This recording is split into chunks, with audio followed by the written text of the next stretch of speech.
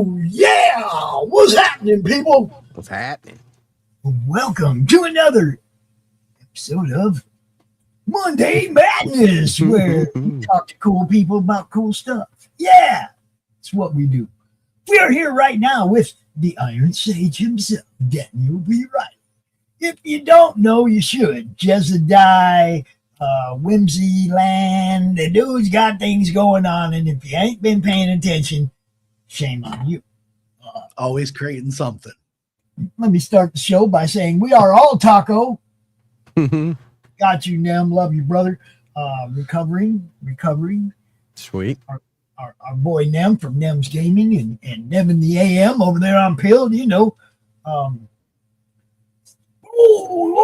He wasn't that late at all. You see that? As soon as we started the show, he's like, oh, hell, I better get over there. There he is. Jarrod, what's happening, brother? You, brother? Oh, good to see you too, guys. How are you? Good, man. It's all action. It's all action. Good. Things have progressed for me like they have progressed for you, my friend. What's next? You know what I'm saying. What's next? And what you got going on now looks maybe even more fun than the last one. I think so. I hope so. No, I mean for you. Yeah. For you making it looks like this is like you're having more fun. Like not like you weren't having fun before, but like this looks like you're really having a good time with this. Yeah, I am. Part of that is just because we're not making the same mistakes. Experience is the best teacher, right? Right? Yeah. You know. True. What's up, Cos? Good to see you. We got Cosmic Grandpa over there in the chat. Oh yeah, it was good to see you. Just had a little meeting with Cos. Had some. We always get so sidetracked in our meetings. We'll start talking about something, and before you know it, we're talking about something else, and then it's like, okay, well, that segues well into the next thing we need to talk about.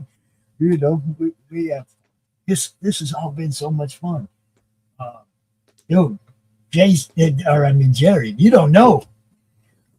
We have progressed, okay? Like you let us put your movie up on our Roku channel. Yeah. And we picked up a couple other people, brought stuff over because they saw that you had, which was cool. Brent Powers, I think Mutant Bill, and we got some cool stuff happening. Yeah, that's awesome. It's fun, and it's because of you guys, people like you, lending us credibility, right? Okay, and saying, yeah, I'm willing to put my movie over on your network, and we'll see what happens, right? Heck yeah, man. It's fun, man. I love the Missouri Braves. I've watched it like cool 4 stuff. times since I met you. Okay. That's awesome, man. I'm not lying, dude. I've watched this movie a few times. I love it. It's a great It's a movie. great film. And then I seen that you're doing something else, and I'm like, oh hell, I got to be involved in that. What's up? Well, I think he told us last time he was on here. He's like, man, I got some stuff coming up. It's gonna be badass. And look at here, he's right back at it, isn't he? Look at this. And then he hooks up with this guy. Oh yeah. Yeah, exactly. Yeah, exactly. And we've known Daniel for a while. We've been promoting what he does and stuff. And it's like, I love collaborations. I love when people meet, through different streams or shows or whatever, and then they end up doing stuff together. Yeah. People that didn't know each other before, right? And because of not just me, but what all these guys do, okay? All these guys that are trying to get, people seeing and get the message out about whatever, a comic or a movie. Those, I love this stuff, man. I love when collaborations happen because of this stuff. Yeah. It's one of the cool things. It's one of the cool things about being a creative in the 21st century. It's because it's so much easier to find other artists that you can share a vision with and you can work with and to make something cool. Yeah. Well, I mean, back in the day, they had the bullpens and you got assigned what you were working on and and trying to break in with a movie in the movie industry back in the day was, if it didn't make it in the cans and get a lot of acclaim, nobody looked at it, as far as indie stuff went, right? Yeah. it was crazy. Now it's like, man, you just got to get some people talking about what you're doing. That's all you need is people on social media talking about what you're doing. And then somebody else goes, huh? I didn't know about that. And they're looking at it. And then they're talking about it. And people don't realize social media is word of mouth with a bullhorn, yo. Yes. Yeah. Totally. Use it.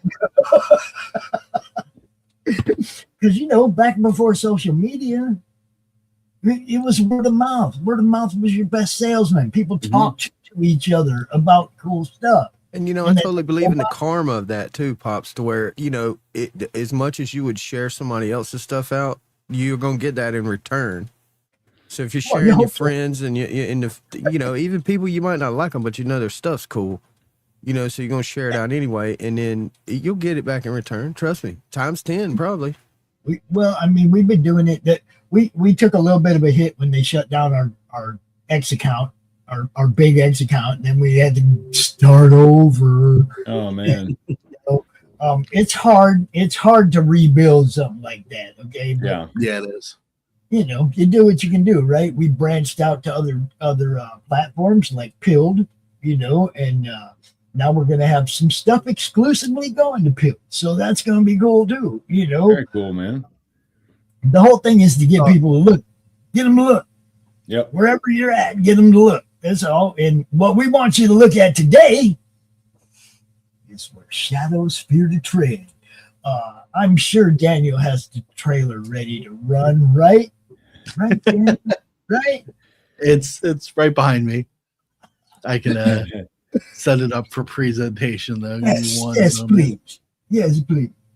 And then after we show everybody how, look, I loved the 7-minute trailer. I was like, you've already got a lot of work done. Unless that's all you did was make a trailer, right? It looked to me like you've done some scenes and you've got some of this done already. Yeah, we're trying to do as much of it as I can. That we're trying to do everything that we can that I can do before Daniel gets here, and that we can do without incurring a bunch of extra cost. Oh, yep. I totally understand that. Like, there's a lot of stuff. There's a lot of stuff with this film that there's no way to shoot it without there being some cost involved, because like there's a few things we're going to have locations for, like some very specific locations that are going to require, I think, unless we're just incredibly fortunate to find the stuff fall out of the sky on us, like we'll have to like pay to use a few things, you know. So that's going to be some cost. There's some more equipment cost, just because it kind of, I want to level up the production value this time, especially like based on knowing what equipment I have and what its limitations are, and then having a very clear idea of what it will take to advance that production value. There's some specific things I'm going to have to buy. As a movie fan, the guy just watching a movie, nobody would know looking at Missouri Bill how low that budget was. Nobody would look at that and think, oh, that production quality sucks. Nobody. Okay. I mean, good. I hope it's not. a clean, smooth movie. It's, you know what I mean? You did a really good job. And that's why when I saw this, we're getting behind this. I don't care what it is. I didn't even know what it was yet. I mean, I just knew you guys were doing something. I was like, just because the first one was great. Like you say you want to up the production quality. I look at Missouri Breaks and go, upping the production quality of that is going to take some doing, bro. Because that one looks good. Honestly, Thank you. On a big screen, it looks good. You know, so I'm all looking forward to upping the production quality. Good. Oh, yeah. Good. All right, Daniel, let's do this. Let's look at this trailer, y'all, for hopefully the audio works. Where even shadows fear to tread. Hopefully I'll be able to hear it. Yeah, I can hear it. Who found the body? A couple of wildlife biologists tracking grizzlies.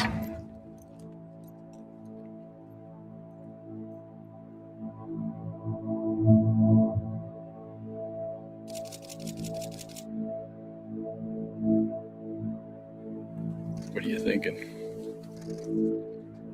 When's the last time you had a first degree around here?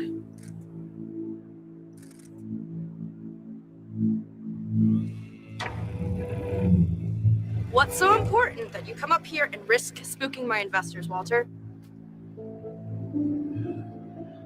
We have an active serial killer. We got a body in the morgue and we got nothing to go off of. Can you keep this quiet? This is the worst possible timing. Do you have any idea how much money we're talking about pumping into this town? We are talking about 9-digit numbers. Money that would set this town up for decades.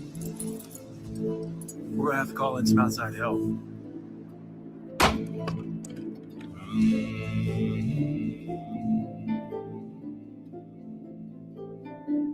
Dr. Mall?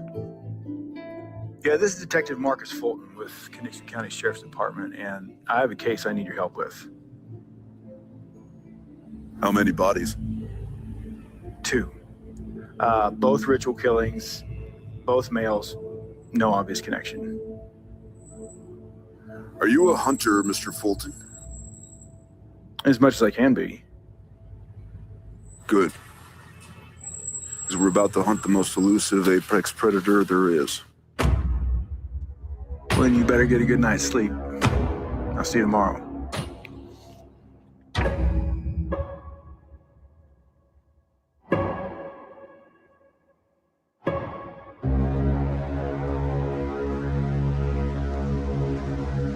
This killer is unique. I've never encountered another one so brutal, yet so precise and methodical.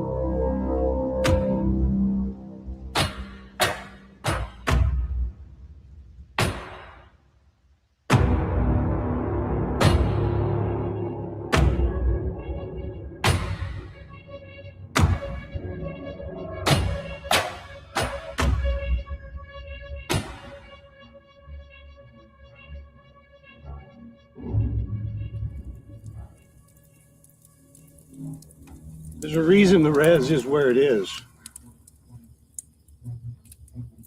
Hell, even the local tribe haven't been up there in 200 years. They say even the land is evil.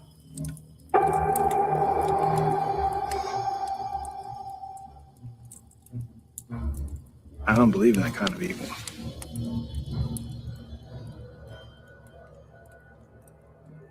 Maybe you should.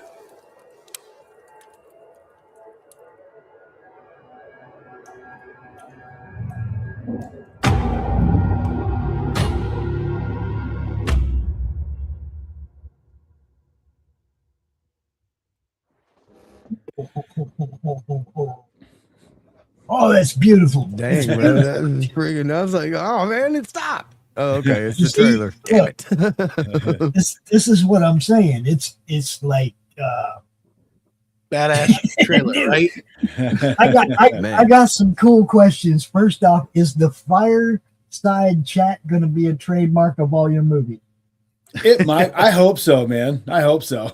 I'd love that if you did that. It's like every movie I got, we got a little fireside chat. That's like context time where you actually get some of the juicy details, man. When they start, sipping a little whiskey and start telling That's the right. truth. That's right, man. Yeah, I love those scenes though. There's something so primal and basic about just people sitting around a fire talking. That's what I mean. It's like I love the way you made that part of the first movie. That's where we found out about Shooter. That's where you know what I mean. It's like we found out stuff during that. Yeah, right? It's just like Ghost said. It fills in the context of the movie for people. Yeah, I mean, even me personally, I feel like some of my favorite times were just chilling by the fire, talking with somebody. And then you bring that into the movie. It's like I like to do that anyway, so I like watching it too. Yeah. And that scene in particular, I look forward to that scene because like when the full scene, like it allows for at least in the beginning of the scene, the beginning of that scene starts off with some very much needed levity in an otherwise really heavy film. Mm-hmm. And you get just from that character dynamic, you get to see the character development in terms of how each character is unique and how the difference between all of their personalities in one place, in one like concentrated scene. You get to see this dynamic of each individual's character right. in unison with everybody else. So I like that one. I did think it was cool. Dude was like, "Oh man, we're about to go on a mad hunt, bro," and you're like, "Yeah, well then you better get some sleep, man." Yeah.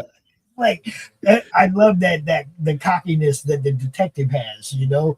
And then when they're sitting around the fire, he's like, "I don't believe in that kind of," you know. He's still on that, you know. He's got to be a logical explanation. You know, I like that, man. I'm really looking forward to seeing this now. That's cool. That's cool. I'm glad.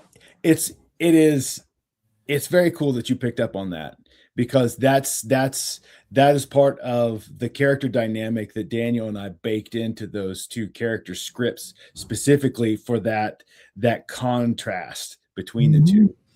And it's kind of that display of like, well, there's a misplaced confidence, or maybe an overconfidence combined with the character I play, compared to Daniel's character Charles, who has a very measured, tested, and accurate confidence. And that's calm down, Junior. You don't know what you're getting into. That's exactly right. Yeah, I loved it. I loved the interaction. And when I first saw the trailer, I was just like, man, he did it again. And for those of you who don't know what I'm talking about, go watch Missouri Break, The Ballad of Missouri Bill. Go watch that movie. Not the Jack Nicholson one, which was also cool, but not that one. The one The Ballad of Missouri Bill. You will love that movie, and you'll want to see this. You'll be looking forward to it. Promise you. You might even come over here, drop a little donation. I decided to help with this. Hey, you can watch it right there on Roku on the Madness channel too. You can watch it. Yes, you can. Oh, we got Kevin Sile. Kevin Sile. Look, Kevin, these couple guys you need to talk to on your show too, bro. You know what I'm saying. Kevin runs a show on the network as well. So very cool. You know how it is, Jared. We pass you around. Yeah,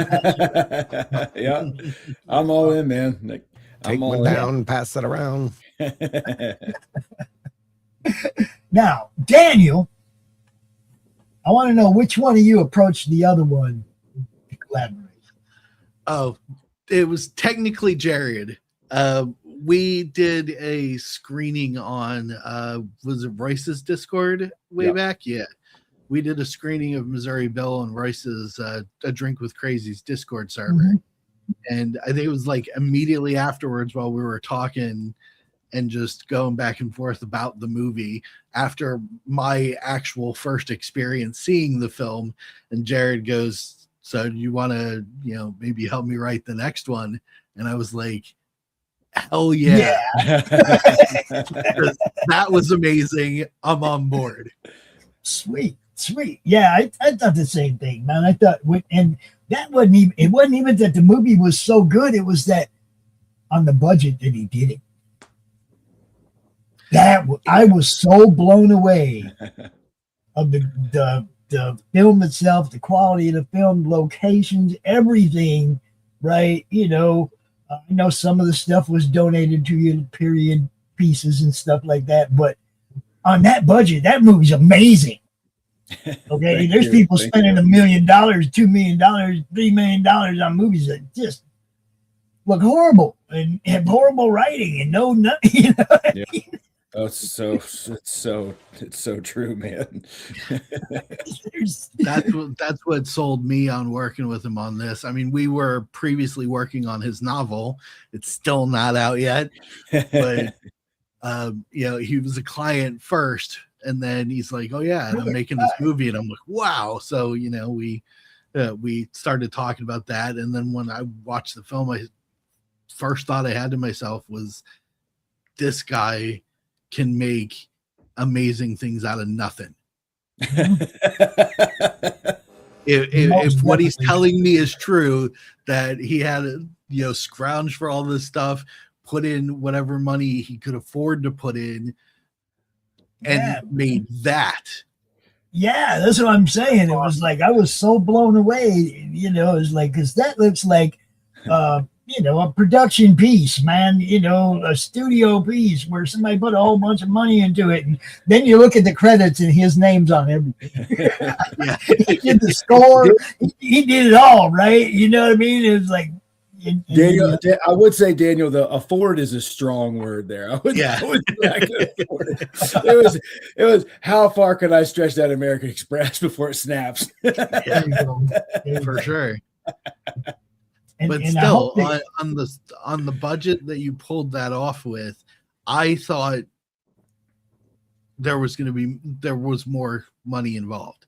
Oh yeah, I thought there was a lot more money involved. Just because, you know, I watch movies and TV, you know, everybody does.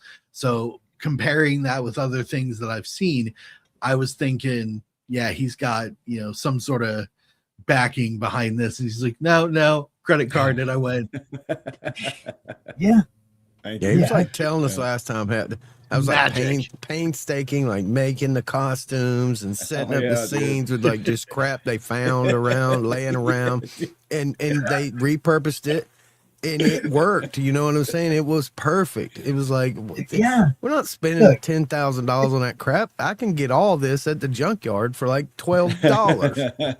The great thing about it is you watch the movie and you can't see anything that doesn't belong there for the period. You see what I'm saying? I mean, you did a really good job of making sure that like locations didn't have anything that would give away that this is modern. There are no airplanes flying across the sky in the background. All that, right? I mean, you did a really good job of making a period piece. Thank you. And it was funny. So the guy that plays the Oracle in Missouri Bill is a really good friend of mine. And he and I went out to Vacaville, California for the Wild West Film Festival because we had been selected and they were going to screen the film there. So we're at the film festival, and so saw one like outstanding documentary and saw some other documentaries, and then we were watching when they were in the feature section, and there was one other feature up for an award before ours in the screening. So we're watching the screening, and I'm sitting here and I'm just oh my God. It's like, how do you not see that? Like, how do you let that get in your thing? Because there's a night scene or the fire scene, but like behind on the horizon, you can see like the street lights. They weren't even that far out of town. You can see like the street lights. There's power lines in the thing. There's a couple scenes with like not the plane itself, but like the vapor trail, like the chemtrails in the sky. That's what I'm talking. Yeah, that's what I'm talking about. You know, one of the guys, like in one of the scenes, like there's this guy like walks, and he doesn't walk across frame, so it's not quick. He walks. He like comes into frame and then like walks out of frame, like on this really long diagonal, so you can see the whole time. He's wearing modern Levi's.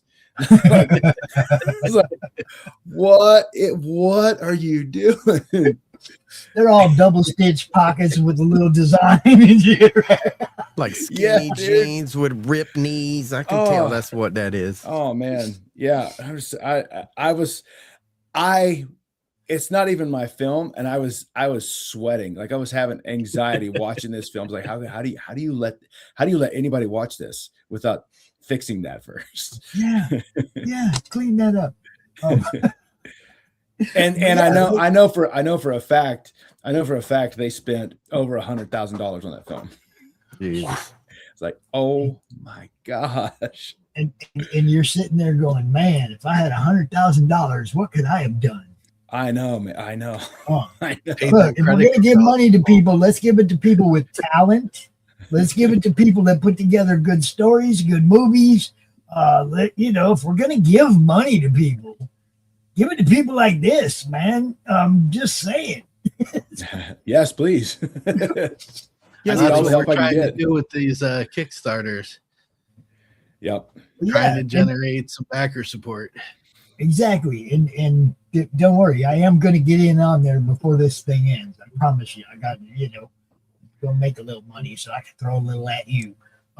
Because, it's what it is, man. It's like, hey, Madness can be an associate producer, right? True. Are you listening, Kyle? Right. Are you listening, Kyle? It's out there somewhere, I'm guaranteed. Now, you touched on it earlier, but I want to elaborate a little bit. You said Jarrod was your client. Yes. Okay, so elaborate on that. Tell everybody a little bit about what you do, Daniel, that draws in clients that you end up collaborating with and making movies later. Well, networking is where it's at, but about 5 years ago, I started a business that I call Whimsyland Literary Coaching and Services, where I coach writers, creators, script writers, and I also do editing work for novels, comic books, and things like that. And that's where Jarrod and I met. Jarrod was originally reached out to Royce and I think Richard back then, because he had seen Royce's channel and I believe seen an episode or two of Iron Age Knights, and both of them were like, talk to Daniel. So he contacted me and goes, I have a book. It's a big book and I could use your eye on it if you're interested. And I said, absolutely. So, we worked on it together for many, many months. Yeah, many, many months. And then, over the course of that, we just were talking in between, and we had him on Iron Age Knights a couple of times about Missouri Bill and him with and Richard. Yeah. And him and I started just chatting and became friends, not just a, client professional relationship, but we became friends. So, yep. Yeah, all the work we did on his novel, plus I assume what he's seen that I've done, gave him the inspiration and confidence to say, hey, you want to collaborate on this and get involved. And I am always looking for something else to do because I can't sit still. So see, and I was just talking to Kaz about that. It's like you get a plan and you do something, and then you got it and it's done, and then what's next? Always, there's got to be a what's next. There's always a next. You got to have a what's next. Okay, so for us, it was like CRoM to a network to Roku to doing live con appearances where we're broadcasting live the whole weekend. That's next, May 30th, 31st at Hall of Heroes Comic-Con. We will be doing that. So it's always what's next. And if you don't have a what's next in mind and you just rest on your laurels, people going to forget who you are. That's true. I mean, just keep moving. Right? Script writing is a bit different from what I'm used to doing with novels, but it was a new challenge, and that's the other side of the coin for me. Is it's not just what's next, but it's what's new that I can learn how to do. And it captured my attention. I tell you what, I didn't know nothing about streaming, nothing about YouTube or Rumble or Pilled or any of this stuff when I started doing this 6 years ago. I decided one day, okay, I'm going to do a con because they just shut down all the cons, right? I'm going to do a live online con. I didn't know what I was doing. I booked a whole weekend of guests. We ran the show. It went pretty smooth. I'm going to do this every month. You know what I mean? I didn't have a clue what I was doing. If you go back and look at some of them old CRoM shows, holy crap. It's like you almost want to delete them, but those are monuments, man. Hey, Animation Overlord, what's up, dude? Oh, good to see you. But yeah, so you get together, you decide now so you already had the idea for this, right, Jarrod? Or did you guys like collaborate right from the beginning, idea and the whole works? How did this work? No, go ahead, Daniel. You pitched the idea. Yeah. You were like, I want to do something different. I don't want to do another Western. We hadn't actually spoke on setting but you originally pitched the idea for doing like a suspense thriller or something that at the very least was creepy, that could capture people's attention, because everybody loves a good scare tale. Yeah. So the big baddie in the movie. Okay, we don't know who the big baddie is. You don't allude to what the actual thing is that you're hunting, other than it's. You're not gonna know until the movie comes out. That's how you do it, people. Look, that trailer should give you enough to get the juices flowing. You want to know, okay? Bro? I already can't wait, man. I gotta see this. Yeah, I want to know what's the big baddie in the woods, man. That's what we're going for. Yep.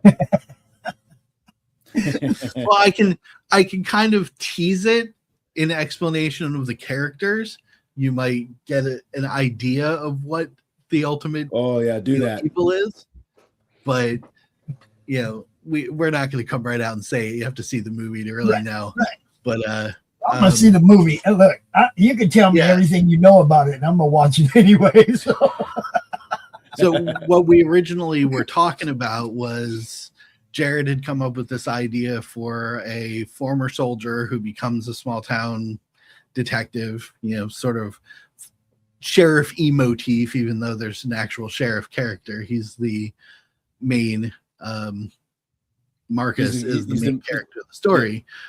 And he's a fish out of water in what he's dealing with. Like, he doesn't know how to deal with what he thinks is happening. So he finds someone who has knowledge of that. And that happens to be the character that I designed. And I pitched this character from my pile of ideas, who Charles is essentially one bad day from being a serial killer himself. Okay. He is a high functioning sociopath who became an FBI profiler instead of becoming a predator himself. I describe him as a if Dexter had a really good dad, who raised him really well to have like morals, and who a man who takes pride in catching killers, because those are his trophies. Right. Yep. So he turned his tendencies towards catching killers instead of being a killer himself. So, but he's all part of that. Yeah. Part of that is that he knows that there is something inside of him that is fundamentally broken. And if it goes too far, he could become just like the very things he hunts.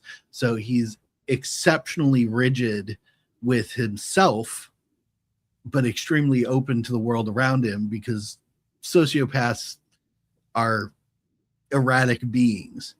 Generally speaking, they're extremely impulsive. In order to not be that way, he very specifically planned out his life. So he has daily routines. He has specific things that he does to keep himself calm, to keep his stress level down, and all of those things keep him on the straight and narrow. Extremely rigid personality.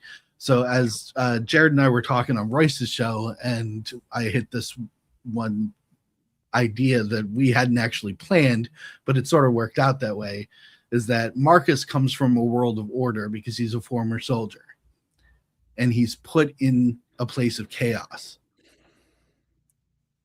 Charles exists in chaos inside himself, but he strives for order. So the two characters are reversed, and they're opposites that end up meshing very well together in this serious sort of buddy cop concept.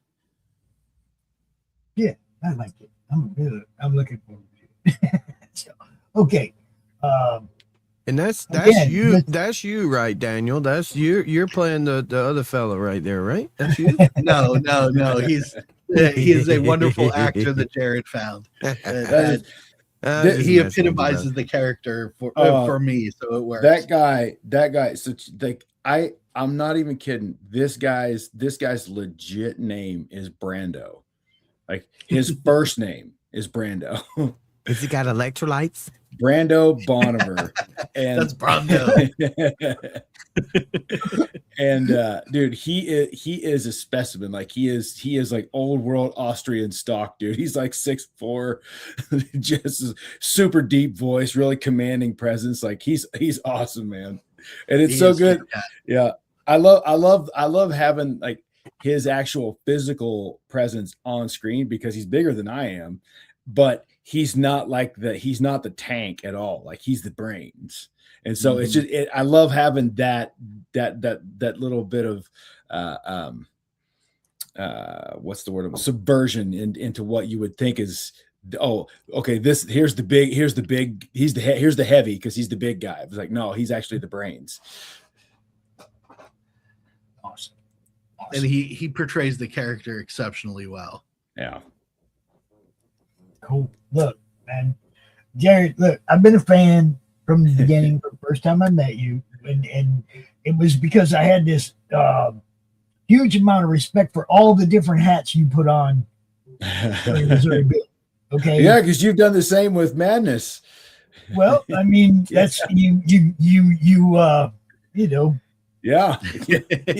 You know, Yes. no, I really appreciated the you know, I'm a music Madness, and you done the music too. I was like, no way, bro. Not only did he do all this and all that and all that, but he done the music too. Yes, and it was really good music. And I was like, man, this is full package. Did That's the whole thing, man. Should I tell my recognition story, Jarrod? Yeah, go ahead. Yeah. You doing the score for this one too? So on the music thing, when Jarrod first reached out to me about his book, I just accepted it as a total unknown client, but there was something about his name that I recognized. Mm-hmm. And it was driving me crazy. It took me probably a couple of weeks before it actually found its way into the deep recesses of my memory and latched on to where it came from, because I was just working and suddenly went, wait a second. So I went to the Oracle, Google search, typed it in. Lo and behold, I was correct. Jarrod was in a band called Corpus Christi that I was like rocked out to years ago. I loved their music, saw them on MTV. It was, and I was like, now I know where I know it from. Weird. Yes. I'm working with a former band member in Corpus Christi. How strange is that? And I tried not to fan out on him too much, but you know, it happened a little bit. But I mean, he had already blown me away with the movie, so yeah, you're a rock star, whatever. Right? That part is so weird to me because like I'm on the inside of that, and so like all I you know, I get to see like the, you know, the 2 weeks without a shower and no hot food for maybe a week and sleeping on the floor. You are a in rock some star. stranger's house. Yeah. Like, you Yeah. know, like, I get to see all the mess of it and the very unglamorous part of it. So when even years ago when I was much closer to that world, like when somebody would recognize me, I was like, what why are you sure? Why would you know who I am? Are you sure you don't have me confused with another band? No, but see, that was the whole thing when I saw the movie, and then I saw that you had done all the music and everything, and I then put 2 and 2 together as well. You know, I was like, oh, that guy. Okay, so now he's doing movies. Okay, so you know what I mean. But the thing, like I said, what you did with the movie, man, it kind of overshadowed anything else I know about you from your past. It was like, because it was so good. Everybody think I might be sitting here just BSing and trying to blow smoke and all that, but no. Look, I hate CGI movies. I hate the fake explosions and all that. I hate that crap. Yeah. You know, it's like I watch your movie and it's like, yes, actors doing acting stuff. Right? Yeah. Now, I also have one other themed question about your stories, Jarrod. Okay, we like the fireside, Are you always going to be a cop, bro? I don't know. I have no idea. My hope is eventually we're gonna do a movie where he's not the main actor. Yeah, I know, right? That's the thing. Like, I end up having.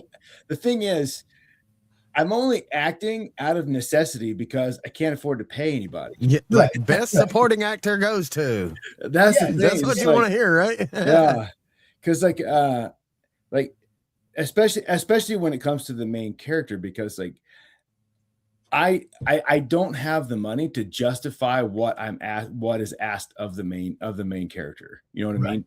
And like I can't, like, I mean, God bless him, Brando's working for free on this, and like he is going above and beyond. But I would never, I don't think I would ever be comfortable asking someone to do that without compensating them with something. You know what I mean?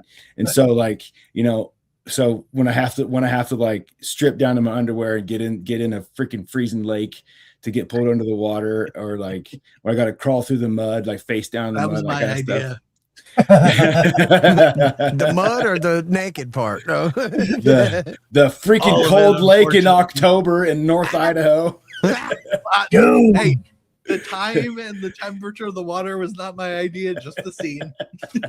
Well, Yeah. see, you know that old school cold water challenge where people would pour a bucket of ice water over your head? Well, we did a little different. Okay, I live up in Michigan, and it was early March, and it was pretty freaking cold. And I did my cold water challenge diving into a freezing lake. Yep. Yeah. So I know that feeling. Yes. And so and that's the thing. Like at some point, like I would love to be, and I would love to not have to be the main character. Yeah. And like, and honestly, until you just said that, I had not put it together that I was law enforcement in both of those. Like I had not made that connection in my brain. What made you become a lawman, Bill? I know you. I seriously had not even realized. I think it's because the stories are just so different. I hadn't even thought about that. And you said, I was like, oh crap! One of my favorite lines in that movie is, I don't know, I was good at it. I was good at it. Yep. Oh man. Something and then cracking heads. I can't remember. Yeah. Yeah, I was good at it, and rustling drunk and cracking heads or something like that. I love that. That's so good. Now, at some point, I want to play, and maybe if this film does really well, and Daniel and I are able to do another one, I would love to play like an English. Like an English heavy, like an English hitman, right? Or like some sort of like, you know, South London. Yeah, he's gonna do one of those where we fall in love with the bad guy. Maybe, maybe you gotta love the bad guy in this one. Maybe I don't know, because like, I've something like that, and I don't know. I mean. Yeah, I don't know. We'll see. But I would love to do that, because the thing is, like, I used to work. I did a lot of voice acting, like voiceover stuff. So and I would love to be able to use my accents again on film, because I've not been able to do it on film yet, and I would love the chance to do that and actually put the physical presence behind it. Because I'm just waiting for the Viking movie. The Vikings. He'd be a good Viking guy, I'll tell you. And see, Brando he's got something cooking like that we've been talking about, that I would actually work for him on that. And I think he has something like that up his sleeve right now, but we haven't really hashed it out yet. Very funny comment. What did AO say? He said he's an ex-mercenary turned janitor, and he's here to clean up this town. That's very AO. So I got another question. Is it harder to be directed or to direct yourself?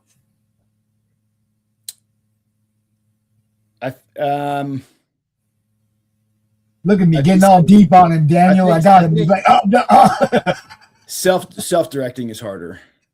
Yeah, I kind of figured that because you're always going to see your own flaws, and you're going to be like, I could have done that better, right? Yeah, and the thing is, because like a lot of it requires a division of your attention, and so because like if I'm directing, I have to make sure it's like, okay, do you know the camera move? Is this the camera move?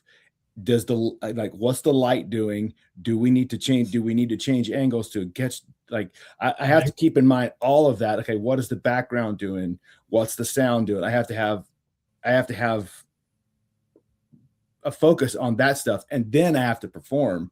And so that's a lot harder. And so those usually end up taking a lot more takes for me to find the performance I want, because it's like my focus is so divided, which is why Daniel's coming out to help co-direct a lot of those scenes where it's like, I don't have to think about that stuff. I just have to deliver the performance. Well, I mean, I kind of figured it was going that way because you were bringing in Daniel as a co-director, and I knew what you went through in the first one because we had talked about that, and that's why I brought it back up.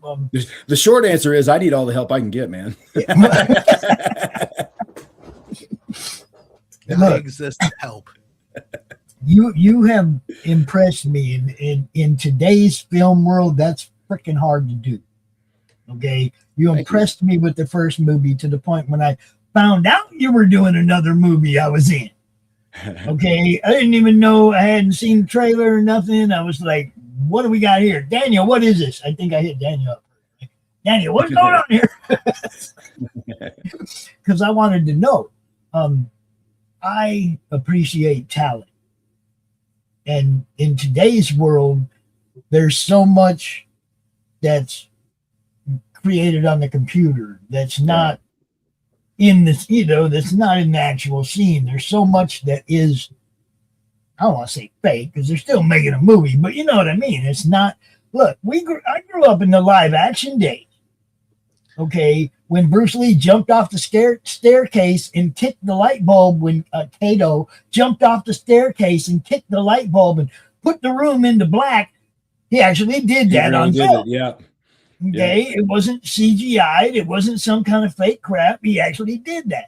And that's why we were impressed. True. It was Batman. We weren't impressed with the show. Just don't do like him really get shot on stage. That would suck. I'll do my best. But you understand what I'm saying? It's like we grew up in the live action. The real, stuntman got knocked off the balcony down onto the trash cans or whatever. Those guys actually fell off that balcony and hit that trash can. It wasn't fake. That's how we grew up. And when we see movies like that are real, we fall back in love with movies. I hope so, man. Yeah, you can feel it. I mean, that's why that's one of the reasons I want to fall back in love with wrestling again, because it was like that. I mean, even though we knew wrestling was fake, they really did fall off the ladder onto this thing and break the table. Another ladder, and they really done that. I mean, it's not like it was no computer. They really done it. I mean, they knew how to fall and things like that. So I mean, there's a lot that goes into it, but they really done that, and that's why you really want to fall in love with movies again. You don't just want to see a bunch of AI crap. Don't nobody want to see that. Nope. Yeah, okay, you can use a teeny bit of AI in there to just enhance it. Like if you really need birds and don't have birds, okay, AI the birds, whatever. But as far as the main meat of what's really going on, it needs to be real, and people will gravitate to that because that's what people are missing. They're missing that. They want that. They're craving. People are craving it, man. And they're kind of like programming this generation to not even expect it. Yeah. Well, they're programming them to not even know what it is. Yeah. Well, that's why we got people like Jarrod. Yeah, that's why we got jump like off Jarrod. stuff. We can still do real movies, and still show people what can be done without all that crap. Because look, CGI is going to price themselves out of being able to do movies if things keep going like it is, because they're spending a whole bunch of money on them. They're not making all that money back. No. and it's peaked. Like it's peaked. Like it's I wouldn't even call it a peak. It's more of a plateau. Yeah. Well, the thing about it is the people that's using it where it could mean anything, they got all the money in the world, and it still sucks. Yeah, I know. They got all the money they could ever want with all the tools and tricks and paid for whatever, and it still sucks. Like, what's going on? And none of them have been able to surpass the second Pirates of the Caribbean movie. No. With Davy Jones. Like none of them have been better than that. Like and in a lot of ways, yeah. And I think like and especially like with Marvel, like the shooting on the volume, for anybody that doesn't know what the volume is it is a massive LED screen that where they're filming it in real time. Everly, what's up? But they're filming in real time against a background like that is what they're trying to put on screen. So it's like they're filming what this computer generated background on this huge screen that is dynamic instead of a static background like they used to do with like matte paintings or a blue screen or anything. Now I miss the old treadmill scenes, man. Where I know, right? The car and the the thing would go by. I love it. Yeah. So but when they started shooting things on the volume, there's like it never really got better than Pirates of the Caribbean 2. But then after that, when they start shooting stuff on the volume, you see there's a steep decline in the quality of what they were using CGI for. Right? And it's like you guys just shot yourself in the foot, and the volume was expensive, man. Those rigs are incredibly expensive to do, and they're already moving away from it. Like it's not that's not even a decade old, and they're already moving away from it. That's what I was saying. It's like they moved away from wanting to pay actors and wanting to pay for sets and wanting to actually produce a movie. They moved away from that because CGI was cheaper. Yeah. Well, now it's not cheaper anymore. No. The way it was, we liked it better. I promise you, we liked movies without all that spice. And I call it spice because everything that didn't actually happen or isn't an actual background, something they added. That's and you know, people aren't buying this new stuff. Not like they did when it was like a real set. Yeah. And it was, real people doing things. We used to all go to the movie. We loved it. Yeah. 80s, 90s, early 2000s. We loved it. Then when they introduced all this crap, people just was like, nah, I'll wait till it comes out. So Jarrod, we appreciate you, my friend. We appreciate you for doing it right, for doing it and I mean totally doing it right. The music you do, it's all real. It's not. Oh, it's inspiring. You know what I mean? It's all legit, and there's not enough people out there that I get to gush over because of how they're doing what they do. You see what I'm saying? Yeah, I can gush over what they did. There ain't too many people I can go, that dude did it right, point A to point B and beyond. And he kept doing it right the whole time. He didn't sell out to this or that or whatever. He's always thinking this is what it should be. Thank you, and man. I totally appreciate that, man. At least I can look forward to a few more movies before I die that I'm going to like. I mean. I hope so, man. I hope so. Well, if we can get help, we'll keep doing this as long as we can. Oh, yeah, man. Absolutely. Yeah. Well, Jarrod and I kind of have the bare bone framework of a business model that we've been working on. If we can build this thing up, because I would love, like I try to tell everybody, I would love to see an ecosystem where, good stories that aren't getting seen in the, Hollyweird sphere can get the production value they require out of somebody like us. Yeah. That's looking to do quality work. And we're not looking to make $8 billion off of people's backs just to do it either, which is the ridiculous part of Hollywood. Because I have a theory that everything we've seen in the last 20, 30 years or so is based around the money.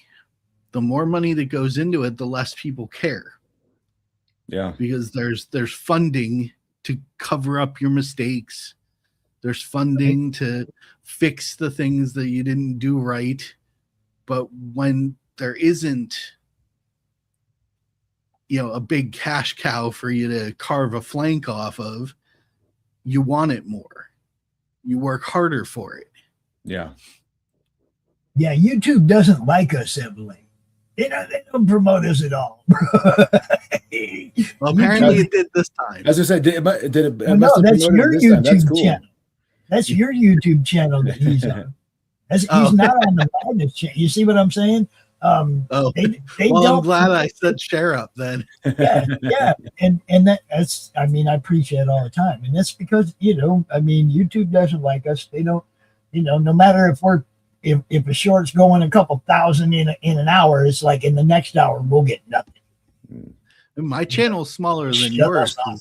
The only show I do these days is a Christian podcast every other Sunday. Mm-hmm. So your channel's bigger than mine. I don't know. The algorithm doesn't make sense. Yeah. They throttled. You're watching on his channel right now. But we do this show every week at 6:00 on the Madness Entertainment Group YouTube channel and Pilled and X, and then we're all over the place right now. 10 different destinations. I think this show's going to right now live. And that's what I try to do. I try to get it across the board. Everybody's seen everywhere. But it's only my reach. Unless somebody takes what I put out there and shares it out, it just stops at my reach. You see what I'm saying? That's why I beg people to share. Get these guys seen. Here we go. Hey, here he is. Now he's in the I do my part. Yeah, I know you do. And I definitely, man, look. I've hit share buttons so many times in the last 6 years for so many different people, so much. And I try to do it as much as I can when I'm not actually working, right? If I'm scrolling through X and I'm looking at all the political crap, oh, there's a comic, share. Oh, there's a comic, share. But for the most part, it's crap over there. You guys know. We do our best. But yeah, we had to make a new X account. I just posted the link to that up there too. We got at the Meg TV over there now because they killed our big one. We're trying to revisit. Man, that sucks. Another one. So I got some questions for these guys. So Jarrod, what's your favorite instrument, favorite band? Oh my God. Your personal favorite instrument and your favorite band. So my favorite instrument's guitar, which is that. That's pretty broad right there. There's a lot of wormholes or rabbit holes we could go down with that one. But my favorite is guitar. My favorite band of all time is I still have to go with In Flames. All right. Yeah, and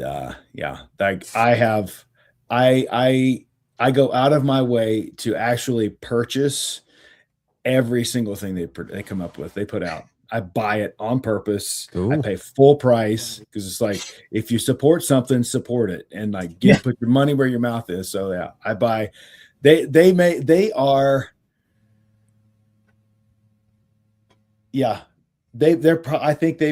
be the last band that I have bought every release they've done in the last since 99. So since 99 I've bought everything they've put out. All right, so same for you, Daniel. What's yours? You may or may not play music, but you still may have a favorite instrument, right? Favorite instrument, favorite band. And it's one of the things that initially attracted me to Jarrod's band for my favorite song that they did for Missouri Bill. I have a strong fascination and love for fiddling. Oh, yeah. Not just the violin. Fiddling. Yeah, I know what you're saying. I love a violin, love the sound, but I have a wonderful fascination for fiddling. And, From the Ashes is both a good violin track, but it feels like it's playing the place of a fiddle in that particular tempo. So I love that song. Are you aware of, do you know Mark Wood? I do not. Mark Wood created an electric violin. Wow. And okay, if you look on YouTube, you'll see all kinds of stuff. Dude, flat jams. He can make that thing sound like Eddie Van Halen, dude. He can play a buddy plays an electric violin. Yeah, it's amazing. If you look at it, you might find that it's a Mark Wood violin. Yeah. You see what I'm saying? He designed them and sells them, and he's amazing. He did the Fire and Ice Game of Thrones thing. Okay. Yeah. That, I mean, he's a beast, man. I've known about him since the 90s, right? He has a song called Kobayashi Maru. Nice. Right on. Got me right away. With that. Okay, so yeah, man, go check that out, Daniel. You'll like that, dude. I promise you. I will. I'll check that out. As far as bands go, I have a weird one. I very much am a crazy fan for a Canadian rock band called Alexis on Fire. Oh yeah, I've heard of that. Yeah. They're so good, dude. So good. Combination of clear vocals and screaming metal vocals in a back and forth. It just tickles my brain. Yeah. I just love their sound. Yeah, they're very like a new one on me. They're a melodic post hardcore band. So they do a lot of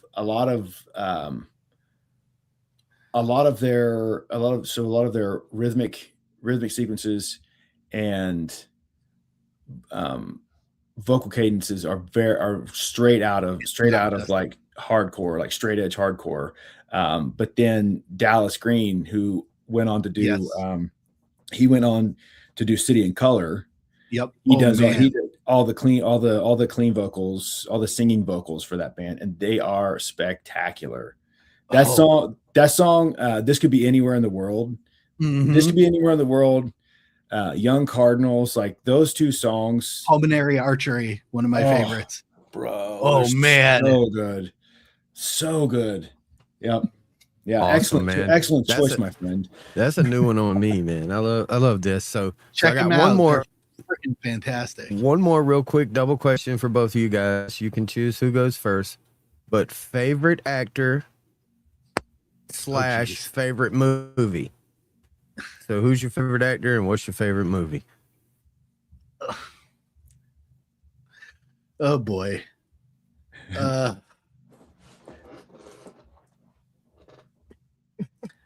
My favorite I'll start so Jarrod will have time to think. My favorite actor is technically underrated. His name is John Rhys Davies. Oh yeah, I love that. Yeah. We know JRD, man. I first met him in Sliders, bro. Yeah, he's in everything, but very rarely is he main cast. He's most notably known in heavy makeup for being Gimli. But yep. He was solid in Indiana Jones. But he has roles all over the place, and he was in I believe he was the TV show called Sliders way back in the day. Sliders. That's what I mean. I was introduced to him way back there when he was Professor Arturo Maximilian. Yep. Maximilian Arturo. Yeah. Super versatile guy. He could pretty much act in anything. I would just love to meet him and sit down and have dinner with him and just hear stories for an hour or two. It'd be awesome. Favorite film? He shows up in everything, man. He shows up in everything. Yeah. It's like there'll be a scene and they'll be talking, and then they'll talk to the guy off to the side, and the camera will pan that way, and there he is again. My friends and I, when we were young, we played a game where we would try to catch him in films, and it became a thing where anytime he showed up in anything, even if it was just a small supporting role, we would all just scream out, "John Rhys Davies!" Got him. There he is. Right Really there. inappropriate in movie theaters. Oh yeah. Can the film be animated? It could be any film, whatever, movie, film. Okay. All right, I'm going to take you guys way, way, way back with How far back can we go? A Rankin Bass animated film called Flight of Dragons. Heck yeah, dude. Yeah, That's good my stuff. favorite movie. Right I on. own it. I watch it constantly. That's good stuff. Cannot help myself. John Ritter did voice acting in that. He did. James Earl Jones was Yep. in it as well as the villain Omadon. The music, the animation production, Rankin Bass's art and animation style. Oh man, just beautiful film. It You know, OG Rankin Bass went on to become Ghibli Studios. Yeah, I did. Yes. Yeah. That was wild. Long pedigree of being awesome over there, man. Mm-hmm. Which is funny because Rankin Bass was so underrated when it was actually, viable as a business. Yeah. It made a bunch of stuff, but it was like, yeah, okay, they did a animated version of Lord of the Rings. That was okay. They did like a ton of other stuff. Last Unicorn, Flight of Dragons. It's all sorts of these incredibly whimsical, fantastical animated features that just went under the radar, and then they moved over to Studio Ghibli, and suddenly boom, everybody loves it. Yep. Seriously, I did not know that. I mean, That's a great answer, The actual history is a little bit more complicated than that, but that's essentially that's the pipeline from Rankin Bass to Studio Ghibli. There you go. Now look, back this one, guys. Give us a good movie to watch. Yeah, Give please. us a good movie to watch. Come on, help this out. I'm serious. That's the thing. I look at the things that I loved in film growing up, and that's the stuff I want to apply to what we do with Rising Tide Media Group. Yeah. If we can build this up, I want to make, even if they're the underrated films, they need to be the quality films that somebody 40 years later goes, "You remember that? That's my favorite movie." Oh my God, that's my favorite movie. Yeah. That'd be awesome. All right, what about you, Jarrod? Favorite actor, favorite movie? I'll go with my favorite movie first, because the actor's kind of a little harder to pin down. But I think my favorite movie of all time is Fellowship of the Ring, the first in the Peter Jackson film. I have since that film's released, I have an ongoing 25 years in the making. I have a little slip of paper that sits inside the extended DVD of that box set that I log every time I have seen that movie, what format I've seen it on, and it only counts if it's a sit down. It doesn't count all the times I put it on when I'm doing laundry or whatever. It's just like a sit down viewing. I have watched Fellowship of the Ring 47 times, the extended version. And I love every second of it still. Like I want to jump in right now on this, because this movie that you're talking about, I read Lord of the Rings when I was 12. I've read it probably 40 times between then and that movie coming out. And I'm sitting there with my date at the time, and she's watching me. She's not watching the screen, right? And she told me later, she goes, when that movie started and that old rickety cart was rolling into that little hobble town, whatever it was, because she didn't know about it.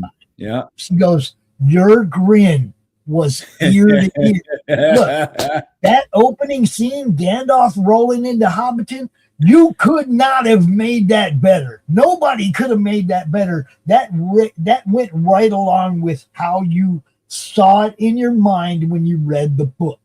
Yeah. Okay, it was perfect. And then I didn't care what they did after that. I was stuck, right? I was stuck. That opening scene is my favorite opening scene of any movie ever. Yeah, and it's still like it still holds up. It's still good, and it's, I don't know. I love it. I love it because there's such a dramatic contrast between where that film starts, where that film ends, geographically, emotionally. Like it hits on so many different levels that it like I don't know that we'll ever see a movie like that again, or a movie that does that again to that at least of that caliber. Like it, yeah. So yeah, that's my favorite. That's my favorite movie of all time. Definitely my favorite and that's my favorite trilogy of all time of films. But that's my favorite movie of all time. Right. And it's sad to say, but I don't think we'll ever see a film that'll top that. I'm going to say we'll probably never see a battle scene that tops Helm's Deep either. Oof, bro, it'd be damn difficult. It was so good. You know what I'm saying? That in the dark, in the rain, you know what I mean? And the orcs and everything. Oh, come on. That scene's beastly. Yeah. Look, he read the books, right? Yeah. He might not have included everything, but he read the books. You can tell from the scenes, from the visuals, that you get it. Okay, dude read the source material. He knew it well. And at least cared. Right? He cared. Like you can tell that everybody on that project at the like the production level, they cared about what they were doing. And it shows, especially like if you watch the appendices, like I've seen the appendices for all three of those films, the entire appendices 4 times each for each of those films. And like, the amount that they put hours and hours of work into details that knowing would never show up on screen, but because of the passion of the project and like how much it helped people immerse into the world. So what did show up on screen was as authentic as it could be. Right. Like that takes a love of the source material that when it's not there, you notice it. Yeah, that's what I'm saying. It's like a lot of people gave, like, oh, there was no Tom Bombadil, this, that, and the other thing. I was like, dude, they'd have had to make 3-hour movies, to bring in everything you wanted to see, right? Look, Tom Bombadil is one of my favorites, but he's a very small part. And he didn't have anything to do with the end result or anything. Yeah, there was no part of him in the narrative that actually fit putting him in the films. Right. It's like that would just be filler. And this movie didn't have room for filler. No. You know what I mean? It's like all the ground they had to cover with just 3 films. Yes. Like, that's a lot of ground to cover, man. I mean, I was mad. Exactly I'm mad about Dune stuff that they're doing. I'm still mad about Dune because they've made all these Dune movies. And to me, Dune, the initial book should have been a 10-hour, at least 10 hours to get all that information out where the viewers can understand the political tripod involved in this universe. And there was way too much that the initial, like that 2-minute narrative at the beginning, it just didn't do it. That's why the Sci-Fi Channel did it in a miniseries. Yeah, that's what I mean. And I was so mad. That's what I mean when they were coming out with movies that were so condensed. It was like I'm watching the Reader's Digest condensed version of Dune. Yep. Right? That's what it felt like every time, and even the miniseries seemed like the miniseries, Yeah. The miniseries set, I think they were trying to rush through Dune and Messiah. Mm-hmm. Yeah. Yeah, and then the second miniseries of Children of Dune was, I thought that was amazing, but it barely skimmed the surface of what was all in that set of books from Harvard. Yeah. So don't even get me started on the new Dune stuff. I can't stand it. Oh, wait. It makes me so angry. I tried. I tried to watch that one. I tried it. It just felt just like all the other ones. So it was like, you guys tried hard, but you just there ain't enough room in a 2.5 hour movie for all the information you're trying to convey. Yeah. There just isn't, you know? Yeah. And they're taking liberties with the narrative structure that just And then Kaz says they went the other way. The Hobbit trilogy had the opposite problem. Too much movie and too little source material. Yeah. Yeah. yes. You know? Yeah. So yeah. Now, I was too caught. Kaz said he read the Silmarillion and all that. So did I, dude. I read everything. Lost Tales. I have them all in my library. Yeah. Farmer Giles of Ham. I've read it all. That's awesome, man. You wrote it. I read it. Yeah. So Ghost Pepper, to finish answering your question, as far as my favorite actor, be careful. No. Yeah. Myself. See, I'm the best actor on the earth. Thank you very much. It's really so that was so difficult because I can't.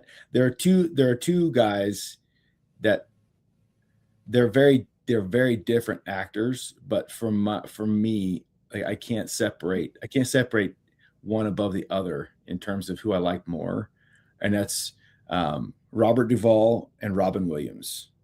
Good answers. Like they're big fans of Robin Williams for and sure.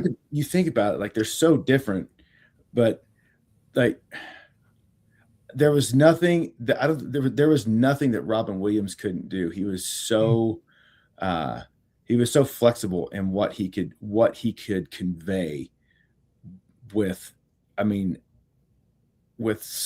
complete nuance. But like you watch some of his movies and like he could break your heart. He could break your heart with his eyes. Just the way he reacts to another actor's line, like he could just crush you. And Robin he's like an improvisational specialist. Yeah, he was Mr. Ad-lib, dude. He would. Yeah, but then you take a movie like 1 Hour Photo, and like he was terrified. That was so creepy. Like so creepy, and like his range is just unbelievable, and I feel like because I don't know that one. It's just like because of his he was so strong comedic personality, and his comedy was so good. Like I feel like a lot of what he actually brought to the art of acting, like he's a true artist, and so it gets overshadowed, I think, or I think it used to be. I don't think it's so much anymore, but like it used to be just overshadowed by his comedic performances because everybody looked at Pan and Mrs. Doubtfire and all the funny movies. Birdcage, Those weren't the things that got me with Robin though. No. I used to come home from messing around at night when I was a teenager, sit down in the chair next to mom. She'd had Johnny Carson on. Robin Williams on Johnny Carson. I put my book down. Yeah.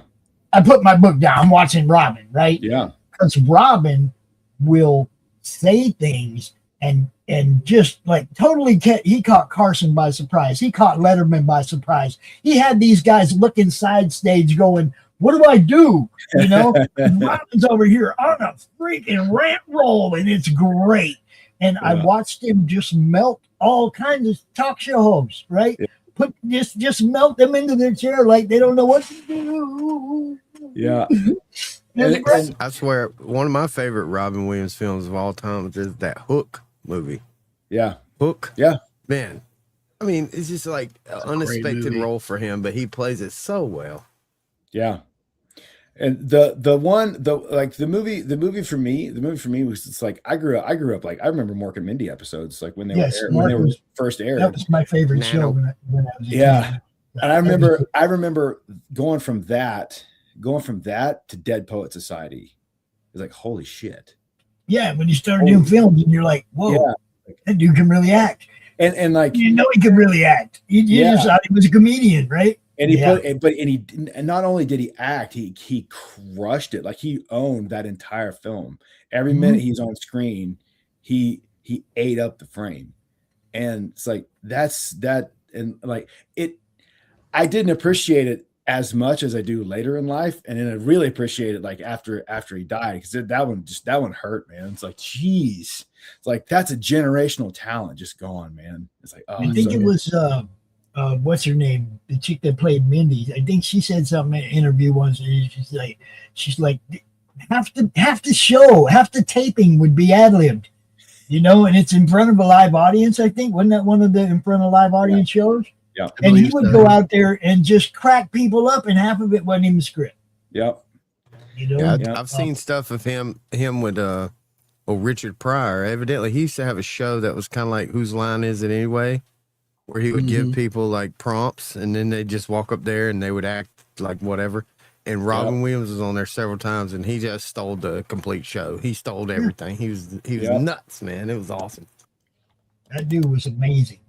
And then, so that's a great pick. That's a great pick. I'm just saying. Yeah. And then the other guy that I can't separate from him is Robert Duvall. Like that prolific actor. Oh, that's my mom's favorite, bro. Dude, I could like, you could watch, you just put a camera on him and you could be in it. He could entertain you just watching him think.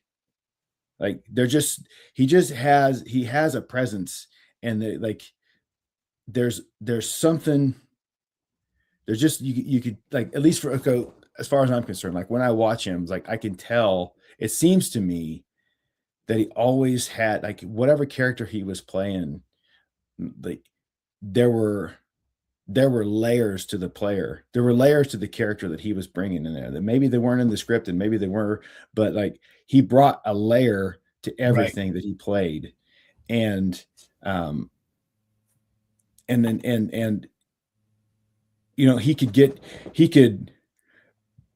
command with that, because he had such a huge vocal range where he had that really big boomy voice, and where he'd be if his character was loud or being big or like making a point, he had this big boomy voice, but then he would get down this really whisper and just like suck you into what his character was doing. It's like, and then like, yeah, like Duvall, I never saw him in a role that I was not completely, where when he shows up on screen, like whether he's the main character or not, like he's the one I'm watching. Even in The Godfather, like even his role in The Godfather is like, I'm watching Duvall on screen. I'm not watching Pacino.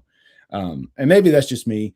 And like, no, it's kind of like he had a lot of range too. Like you think about he did I don't know if you guys ever saw it.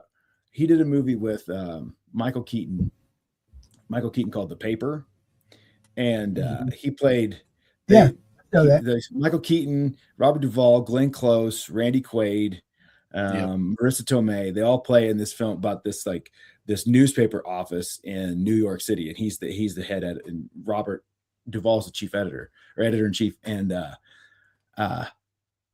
he wasn't the main character, but every time he's on screen, like he's the only guy I'm watching, like because like the way he played it, and this is New York City, and I totally believe Robert Duvall is like a veteran in New York City, and then you put him in a cowboy hat and you put him up in British Columbia with Kevin Costner, and I totally believe this dude's been living in the saddle his entire life.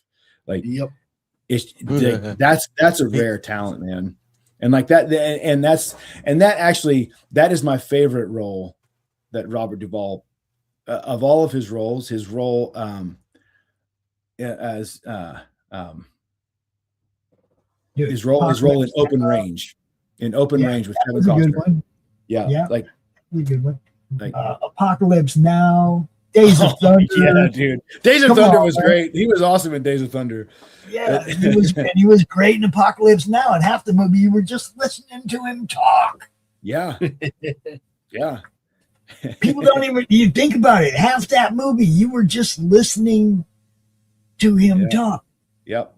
You know? And it was so cool, like the way he played Kilgore was in such a stark contrast to the way Brando played his character. And they were both like like a perfect portrayal of two very different ideas of warfare, right? And like the cost and like the reality of war. And it's like Yeah. they're both kind of true. Like Yeah. they're both real. And it's like, yeah. So yeah, those two. Robert, that was a really long way for me to say Robin Williams and Robert Duvall. That's all right. I like Robert Duvall played Stalin in the movie Stalin. He was Stalin. And another funny movie I like is the Great Santini. Yeah. Oh my God.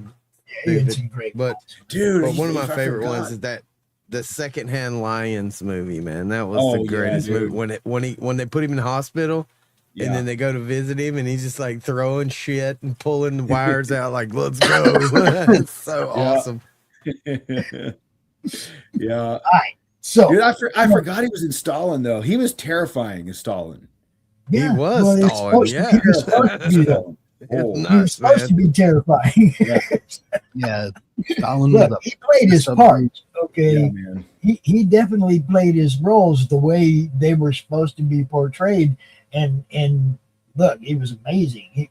I do want to get back to this for a minute though, because it's getting on to be that time. But is there anything you guys want to talk about the film that we haven't covered, or anything that that we can help you with, or the fans can help you with? It's not just money, people. Share button really helps. Yeah. Okay. That's the most important thing. Best way for us to get the support we need is from people who like what we've got put up, showing it to everybody they can. Yeah. There you go. Yeah. And we got you. Okay. Yeah. We got other shows. Brian's probably gonna hit you up, Jarrod, just like last time. Yeah. We'll pass you around like a fatty. Just like last time. But yeah, and one thing that like one way to help is like especially for everybody, like all of the indie fans, because I know there's a lot of indie creators, but and so it's like kind of hard for an indie creator because you're trying to like do your own thing too, and I get that. Right. But for just like the fans out there, just want to have fan stuff, want to have something, want to have art and entertainment to engage with. Like one thing like I'd ask you guys to do is just like go. Just drop us in the chats or super chats if you're ever watching like any of these bigger shows. Just like drop us. It's like, hey, my boys are doing this thing in Rising Tide. They got this new film. Check this out. Like putting that in those chats just to help reach a broader audience. Because I mean, I am sub 1,000 followers on Twitter. Like I do not have a reach, and so and like you see what I'm talking about. It's like it's extending the reach. You post something, I see it on X, I share it. Now I just extended his reach to mine. Then Daniel and so on. You see what I'm saying? It's just like that old Calgon commercial, and so on, and so on. Yeah. So anything you guys can do like that, and like with those bigger shows and those chats and super chats, like that is you have no idea how big a help that is. And I'll give you a perfect example of how that the ripple effect that has. I only found Daniel because Maji Chan made a super chat one night on Friday Night Tights on Nerdrotic. And I found Daniel because she left a super chat and mentioned A Drink with Crazy. Mm-hmm. Shad had done a stream with A Drink with Crazy and said, "Oh yeah, that guy's legit. Like I know him. Like he's good." So I go to A Drink with Crazy because I'm looking for some people to read my book so I can like try to find an editor. I go to Royce's, which is A Drink with Crazy, and I asked him. He's like, "Well, I don't really have time, and I'm a really slow reader, but Daniel Riley is a guy you should check out." I hit Daniel up. I started talking with Daniel. Daniel starts editing my book, and now 4 or 5 years later, Daniel and I are making a movie together. So it's like you have no idea the ripple effect you can have for anybody just by going to those bigger shows and dropping our Kickstarter or just mentioning us in those shows. It really, really helps. I'm going to say I'm pretty sure that I met Daniel through A Drink with Crazy. Yeah. as It's well. true. That's how I found out about Daniel as well. So this is another thing, guys. It's like when you see other shows that like, look, I'm running a network. I don't have a lot of time to watch other shows, but I do know the ones to watch that are going to turn me on to cool people. Yeah. You see what I'm saying? And that's all I'm looking for is more cool people, talented people to come out on shows and we can help them out, right? That's what I'm doing. Okay. I met Daniel that way. As a matter of fact, something else, Daniel, I don't know. Yeah, I'm pretty sure you helped me write the business model that I used to pitch to cause, right? It's true. I did do that. I'm pretty sure you did that, that I used to pitch to cause to come on as a partner. I Turns just out- like helping people, man. Turns out Daniel's pretty smart. Yeah. And Thanks. he's good people.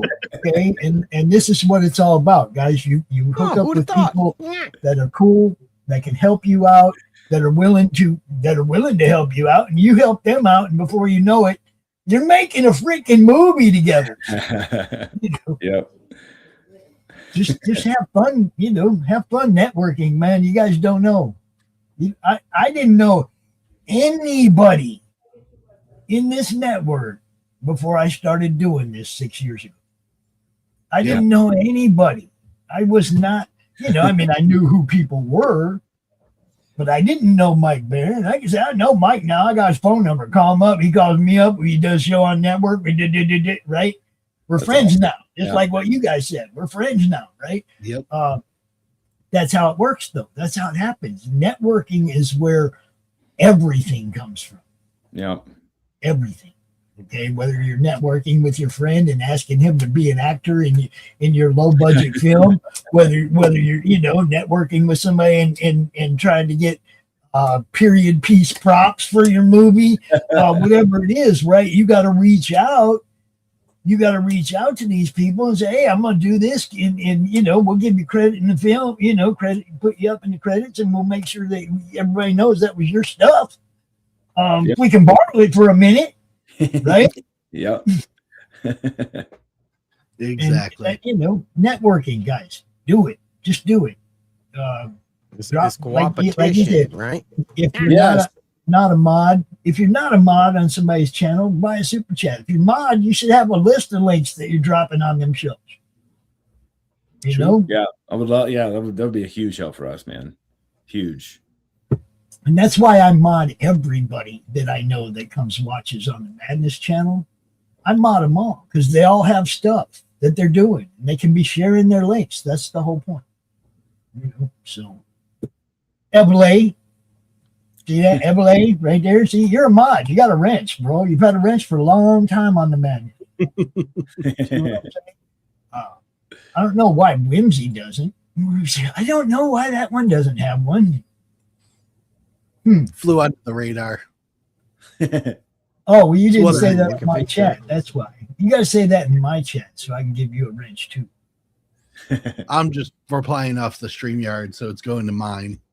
Yeah, that's what I'm saying. You got to come over and say something in the Madness YouTube channel so I can wrench you. So Oz can wrench you. Hit you with a wrench. That's how I fly under the radar. You can dodge a wrench, you can dodge a ball. More good stuff right there. More good stuff. I don't know what to tell you, guys.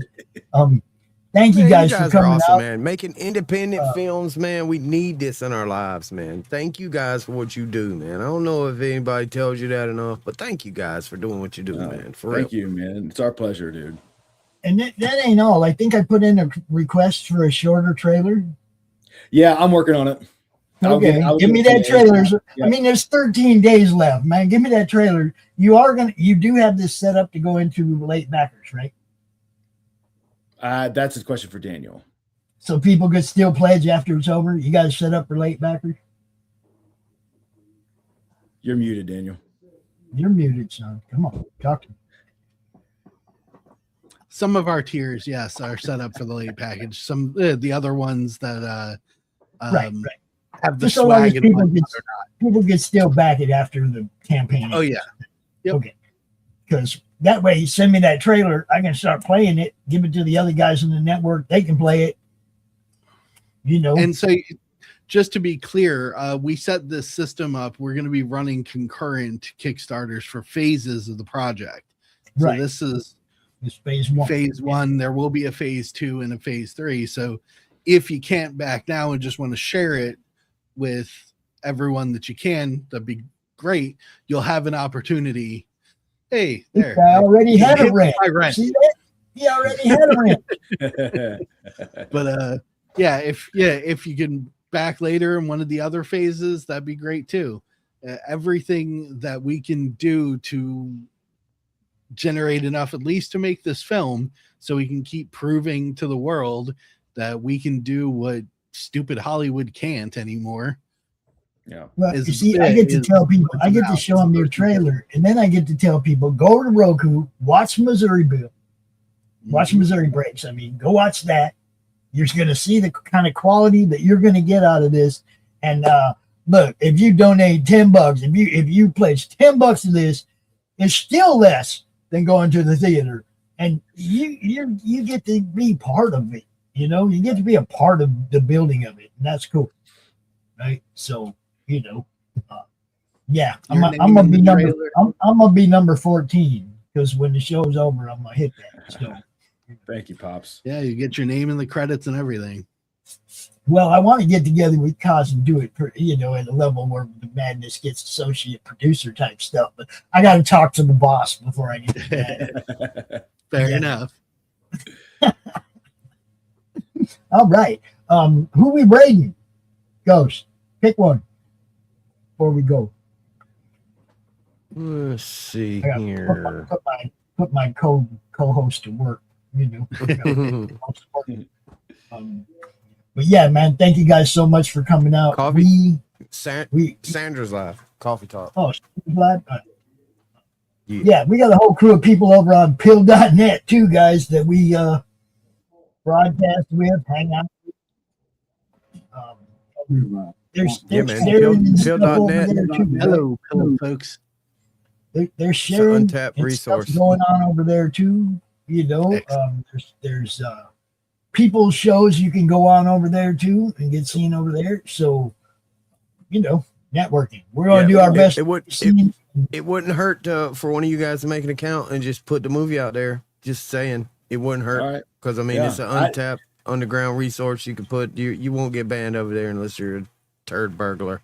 But anyway, dude, I didn't even know about it till today. So that's thank you. Bill.net, man. There's a lot of artistic people over there, man. And the autists and things that love this old school, like back to the basics type things, independent stuff. They love it, man. I'm telling you. Awesome, man. Awesome. And they saw you last time. Over there, man. They saw you last time, and when we did the screening of Missouri Breaks, that was on Pilled. We did that there because you can't do it anywhere else. You know, I mean, you know what I mean? I get in trouble if I put it just anywhere. I had to have your permission. You know, YouTube, if I tried to play it on YouTube, they'd strike me. And even though you didn't, they would. You see what I'm saying? Yeah. It's crazy. But it's fun over on Pilled. We can do pretty much anything. We screen a couple movies every week. And, you know, we do our review show. You were on that with us, too. Yeah, that was fun. That was a lot of fun. Yeah, I mean, that's all we're trying to do over here is get people see and have a good time, man. So, you know, if you see a madness show, check it out. It's probably going to be something you like.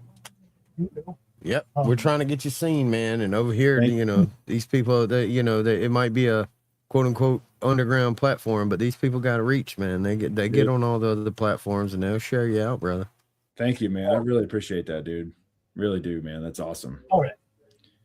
Kosh said that Sandra's playing a replay, so we're going to go see Matrix. We're going to go to a big channel and drop a little raid on a big channel. Yeah, that'll work. Yeah. You all have a great day. Have a great week.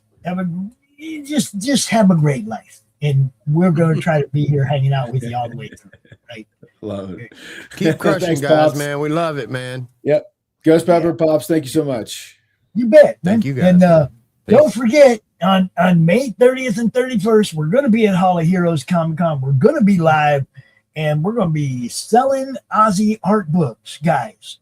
We're going to be selling them. There might even be a person or two there that did a piece of art, and that you can even get signatures. So have a great night. We will be back at about 9 o'clock or so on Pilled for a little Fallout action. If y'all down with Fallout. Yeah. Sweet. So, now look, that's something I want to talk about real quick with you guys on the sets and stuff for the Fallout show. You've seen the Fallout game, you've seen the Fallout show, right? Yep. They did a pretty good job on the optics for the show for somebody who played the game, right? It looks good. I don't know how much of it's CGI. I don't know how much of it's, but the vaults, the way everything looks is really good. Yeah. It's a TV show. It's not a movie. Maybe they can just take some lessons from people who aren't trying so hard. One can only hope. It's because that's just kind of how it feels. It feels like everybody's trying too damn hard, and fans are getting lost in the shuffle. Of course, yeah, that's fact. All right. With that out the way, we are out of here. Thank you guys. Have a great night. See you, everybody. Thank you. Ozzy, what are you doing? Come and have a look at this lovely book that was sent over. You're wrapping in the perpendicular. Oh, go on and spit the bat out your mouth. No one can understand you like that. Very nice. Say how 5 dentists and all. Oh, well, that's not much better. Ozzy, why don't you sing to me? I can always understand you when you sing to me. Fucking my brains. What is this my publisher sent me? Inked in black with art so sweet. So what do you think? Do you like it? Oh, Lord, yeah.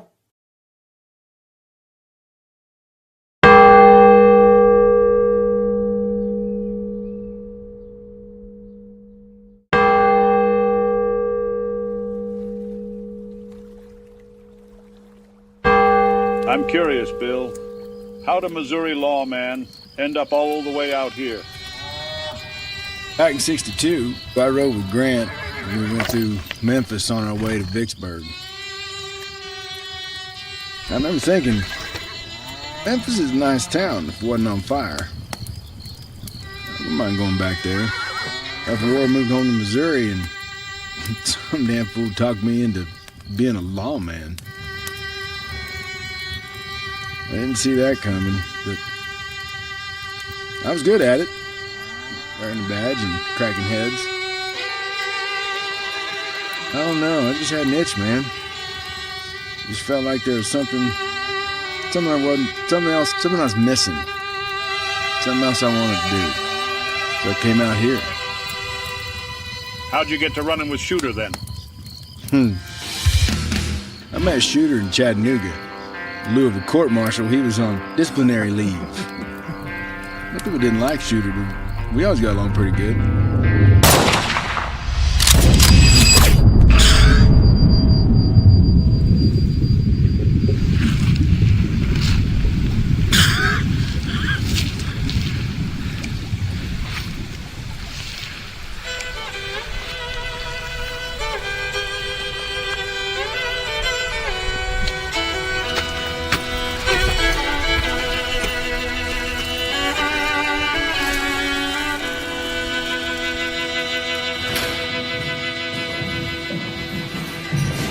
Sooner or later, every man's got to make a choice.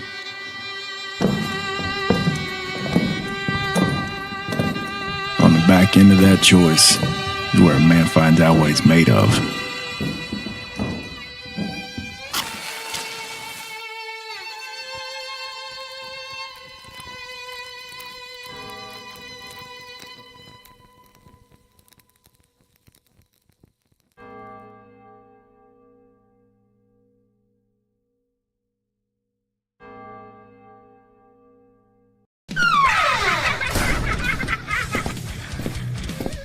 If you missed the live viewing of any Meg production, you can find all our content on Roku or as a member of this channel.